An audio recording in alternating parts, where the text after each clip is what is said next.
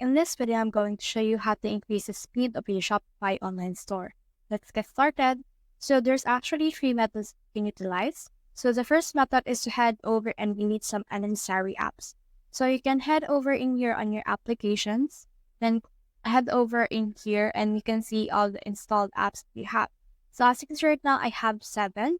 So for example, I have one thing right here that I don't need anymore that I can actually uninstall that.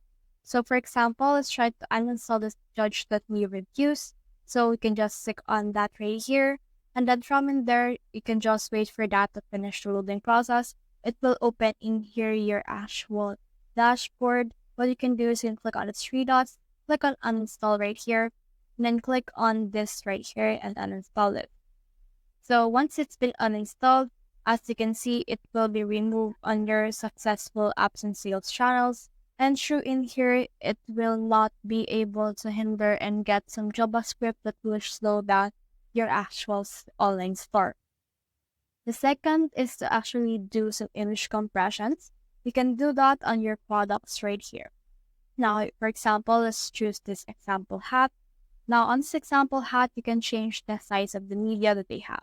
So we have this media right here. As you can see, it's already in 300 by 300. You can actually just click on this icon right here in order to resize it. So let's make this 250 by 250 and then click on done, click on save. And after you have done all of this, you should be able to compress the image and make this load faster.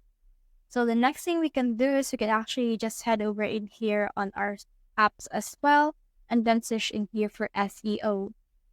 So let's search SEO in Shopify App Store, and then from here you should be able to see more SEO apps that can put more traffic on your actual store. So more traffic and smooth and speedy interface will actually make you convert visitors into buyers. So that's the whole process. If you have found this video helpful, so please like, share, subscribe because it helps me reach more people.